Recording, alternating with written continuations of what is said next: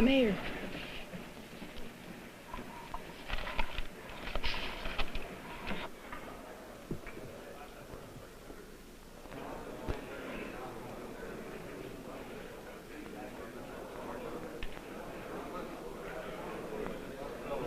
Ladies and gentlemen, you've heard the reports that enemy planes are approaching. In less than 3 hours, an H-bomb might fall over Portland.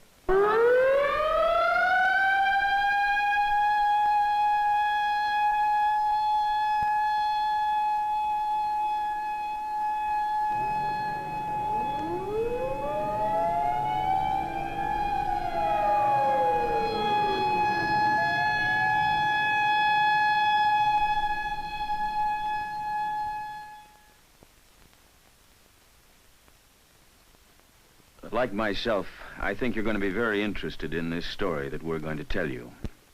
And in this age of missiles and man-made moons, it takes on added significance. There are no actors in this story, but there are a lot of people. The people of the city of Portland, Oregon, and what happened to them, or could happen to them, on a day that we'll call X.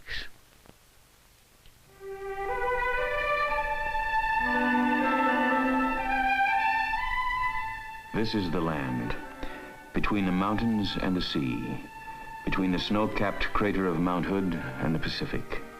It's tall timber country. And this is the city, largest dry cargo port on the Pacific coast. And its people are friendly and rugged in the tradition of the Oregon Trail. Population, about 415,000, more or less about the size of Hiroshima. And this is what happened, or could happen, on a certain day called X. The sun came up at 6:31. Joe Foteff was there to observe and chronicle the event. The paper, Joe noted, was a little heavier than usual, but naturally he didn't stop to read the headline. And Mrs. Frank Stufel, Portland housewife, mother of 5, was concerned at 8:02. John, it's time to get up. You'll be late for school. Children late and coffee boiling. And with these problems duly appraised, she turned to the woman's page of the Oregonian, thus managing to avoid the front page, which, after all, contained nothing but scare headlines. The time is 8:27. Wake up, Portland. It's a wonderful day today. Stay tuned to KOIN for the best in music and news. And now, we continue our wake-up show with more transcribed tunes. At 8:36, the population of Portland increased by 1. Timothy James made his first comment at a local hospital and settled down to life in the 20th century. Like all communities, religion is important. The people, like its church architecture, are forward-thinking. At 9, a special service is being held. And at the busy port, at 9:18, Ray Matthews, a longshoreman, loaded scrap iron bound for Japan.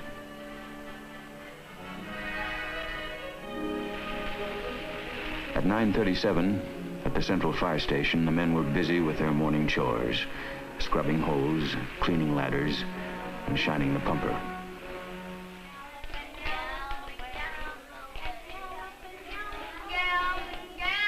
By 10 that morning, at the Harvey Scott School, the kindergarten class of Elsie McGlendon was much involved with the morning's activities.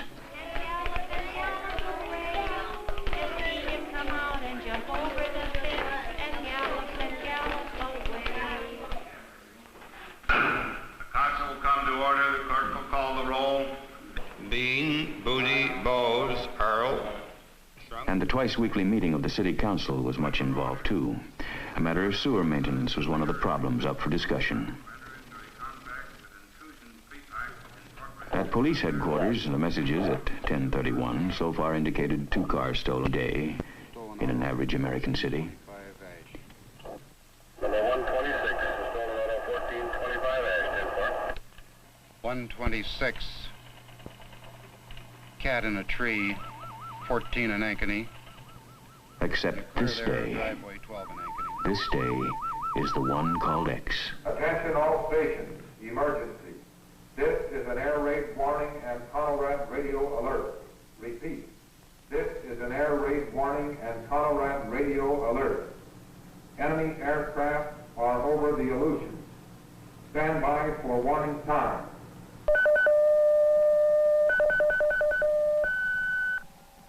This is Western. Prepare to copy time information. Time to Seattle, 2 hours, 30 minutes. Portland warning point.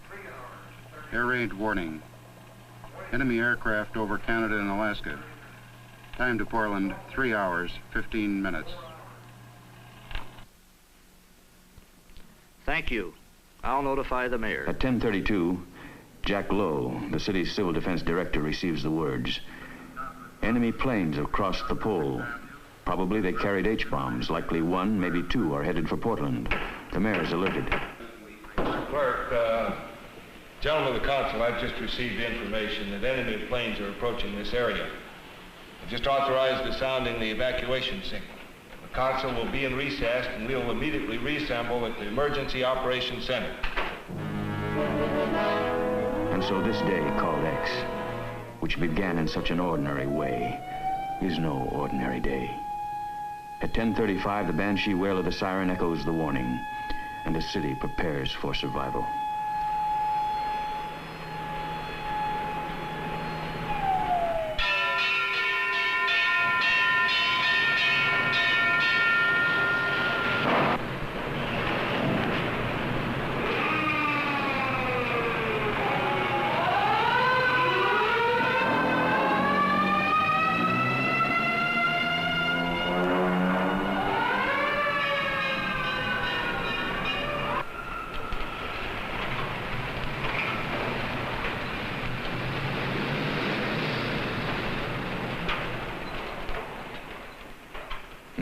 Cities in the United States are considered critical targets, and Portland is just one of them.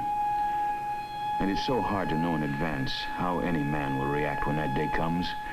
There will be those like Ben Conrad the mechanic, who has heard the sirens before in practice, and who will disregard them.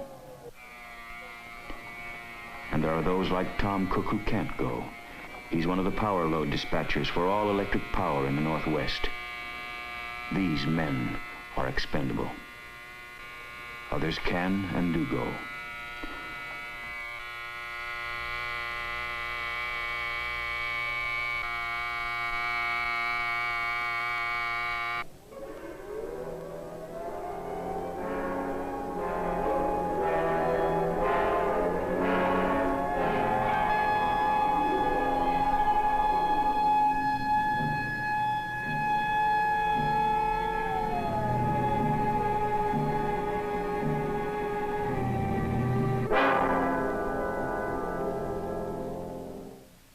The time is 10:47.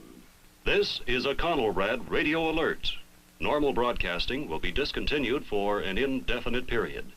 Civil defense information will be broadcast in most areas at 6:40 or 12:40 on your regular radio receiver.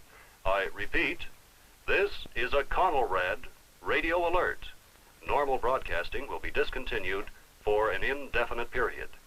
Civil defense information will be broadcast in most areas at 6:40 or 12:40 on your regular radio receiver.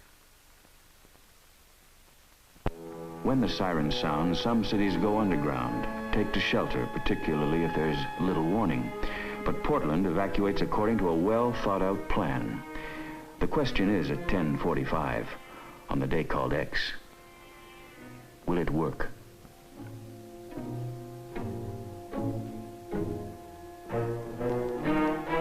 Quietly, without panic, the city organizes, becomes mobile the best it can.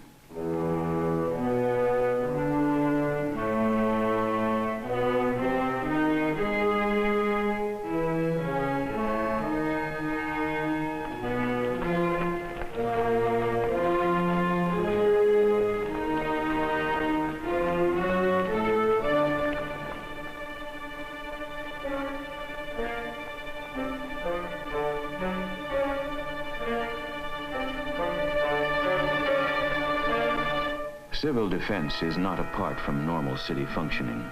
The same utilities involved in caring for a city in peace are those equipped to care for her in an emergency. And when the siren sounds, each man knows his responsibility.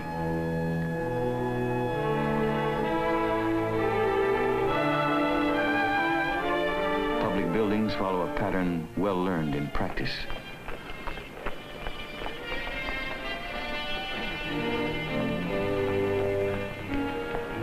The idea, to move out of the city, to move fast, but with caution.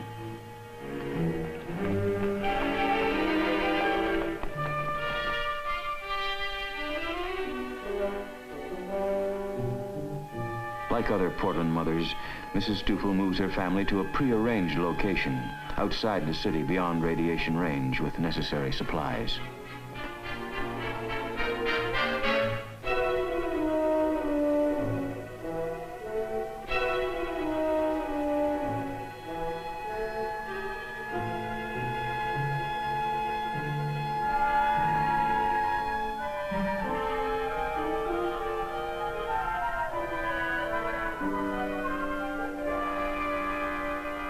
And Timothy James and his mother go for an unexpected ride in a moving van in his first day of life.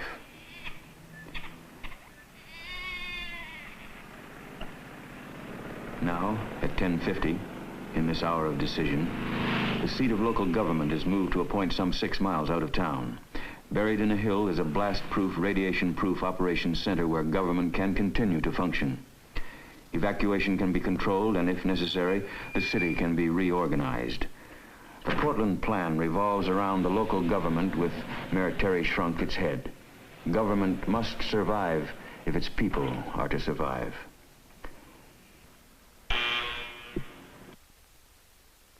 Civil defense is government operating in an emergency. Morning, Mr. Mayor. Morning, The situation looks pretty bad right now. We don't know exactly what's happening, but we do have planes over Alaska and Canada. Ladies and gentlemen, you've heard the reports that enemy planes are approaching. In less than 3 hours, an H-bomb might fall over Portland. Mr. Jack Lowe, our Civil Defense Director, will coordinate activities here. Jack, what's the situation? Mr. Mayor, according to our latest reports from CONAD, enemy planes are still headed this way at 450 knots. That will put them just about there on the Alaska-Canadian border. I'd say we still have about 2.5 hours if Portland is where they intend to make a drop. What's the condition of evacuation movement now? Well, we have very scanty reports now because it's only been 15 minutes, but we can check with the police and with the traffic engineer and see if we get what information we have. I have no information yet as to how it's progressing. By 10:55, the heads of utilities, Red Cross, military liaison, Civil Air Patrol, Weather Bureau, and all city departments are functioning as a civil defense team. While city commissioners and bureau heads remain behind working with their departments at the emergency seat of government, their families are among those evacuating. By 11, the operations officer is receiving reports on the evacuation of the city, and he is the reporter of the day. Traffic, time, weather, and in the operations center's broadcast studio, the time is... The time is 11:10. This is an official civil defense broadcast. Enemy aircraft are over Canada and headed this way. Normal broadcasting has been discontinued until after this emergency has passed. You are now tuned to Conelrad and will receive official information and instruction on this frequency. Keep your radio tuned to this frequency. Remember, there is a traffic plan for the evacuation of the city. All cars in the downtown area must follow the green lights. They will lead you out of the danger area by the quickest route. Do not try to cross the flow of traffic. Follow the green lights. Turn with traffic. Proceed with care. John Carpenter, a sportscaster, becomes the warning voice. The people of Portland know his voice. Trust it. In 1955, Portland held a practice mass evacuation. The heart of the city was cleared in 34 minutes. It's safe to say that practice evacuation will be responsible for saving a great many lives this day. Should a bomb fall, many will be killed. The more that move out of the city, the greater the chances of survival. Pedestrians are helped out of the city. The great dangers are jam-ups and bottlenecks.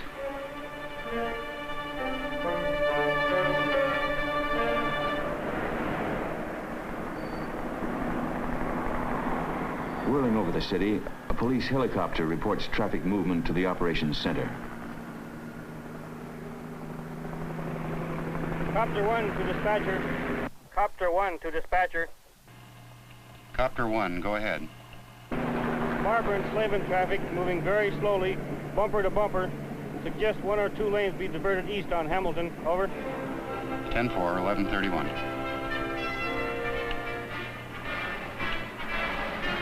And at 11:32, at the operations center, Police Chief Hillbrunner receives a suggestion, and with traffic engineer Fred Fowler, he works out a way to divert traffic.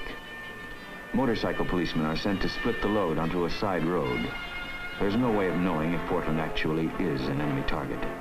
But with 3 hours of warning and the time fading fast, it's vital that all roads lead to safety, that all roads be kept open, allowing people to evacuate from the potential target area.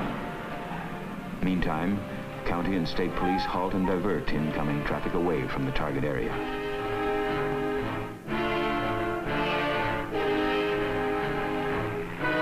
Should a bomb fall, fire and utility equipment must be available to move back into the city to restore services. And so trucks of all sizes and of all varieties speed to points outside the city by a detailed plan.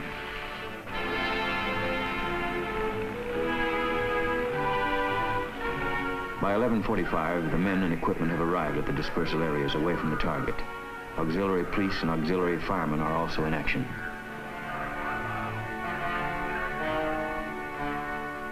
This is serious business, man. We anticipate attack. Secure your vehicles as best you can. Turn off the ignition. Put on the tarps on the fire apparatus. Take the radiation instruments with you. Move immediately to dispersal area. Move as quickly as you can to dispersal cover. I say again, move to dispersal cover.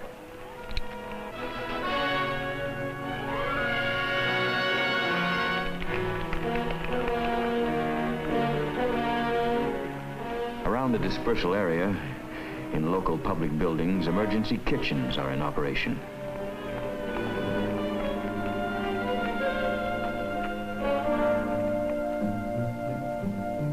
Rumors are everywhere. Facts are hard to find.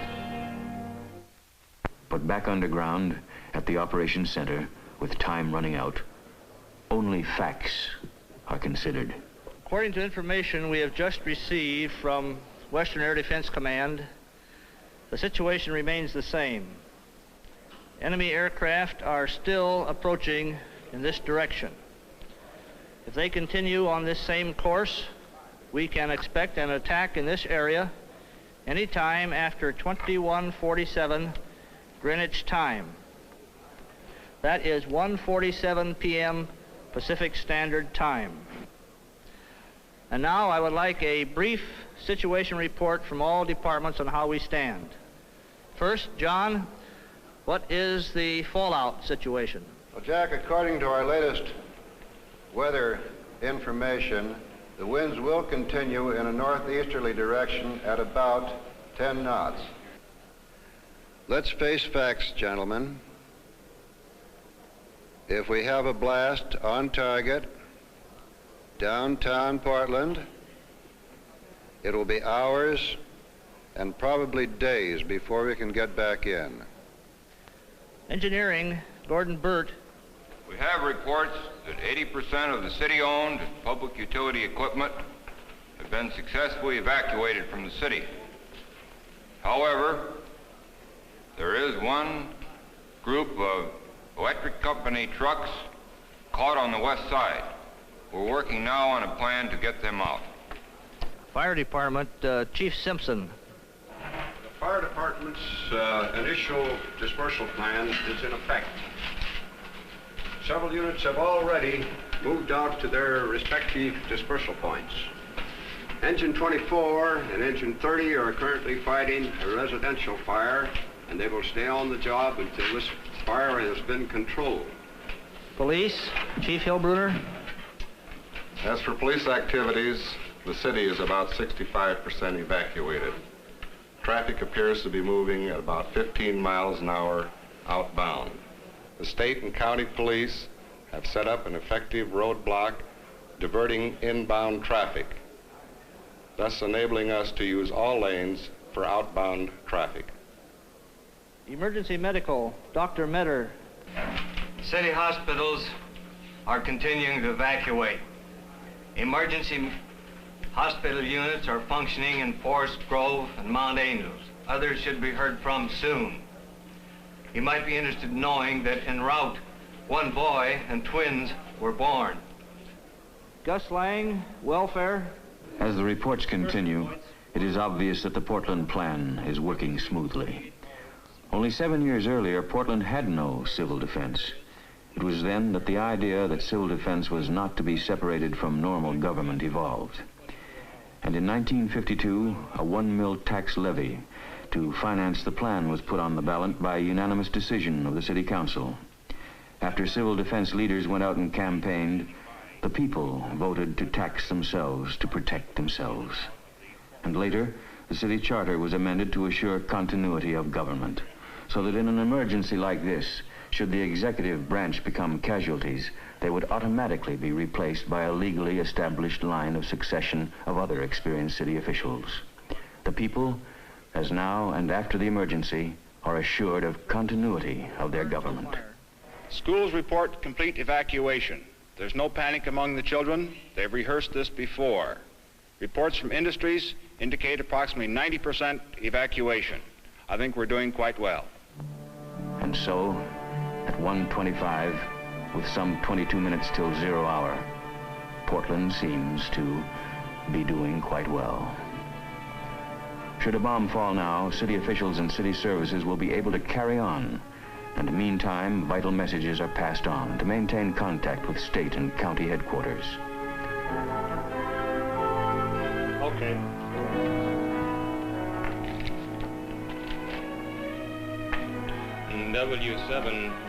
W7SAA from W7BS. Follows Upstairs in this unique underground operations center, an emergency telephone system is functioning as the details of evacuation are reported and relayed. Part of the civil defense levy went to a comprehensive microfilming project supervised by Will Gibson, city auditor. More than 3 million documents and records that go back to the first handwritten city council minutes in 1851 have been microfilmed. Duplicates of laws and the engineering records without which the city cannot function are here. And so, in time of disaster, records are preserved. And now, with a moment to breathe, some can take time for coffee in a built-in cafeteria. It's time to talk of families which have been evacuated. And it's time to be alone and think of the future.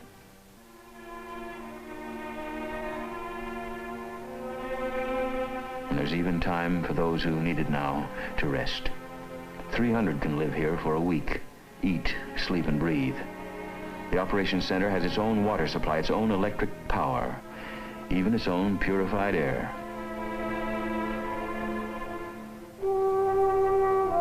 At 1:30, on this day called X, the air outside is strange and silent. Almost all its people have gone.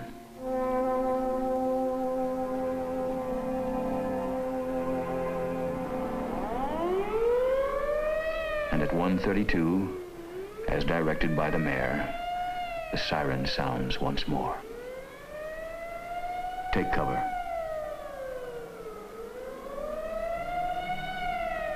The evacuation is stopped, and there is nothing to do but wait. Back in the operations center, the day called X reaches its climax. Time now, 1:47. Enemy bombers are probably overhead.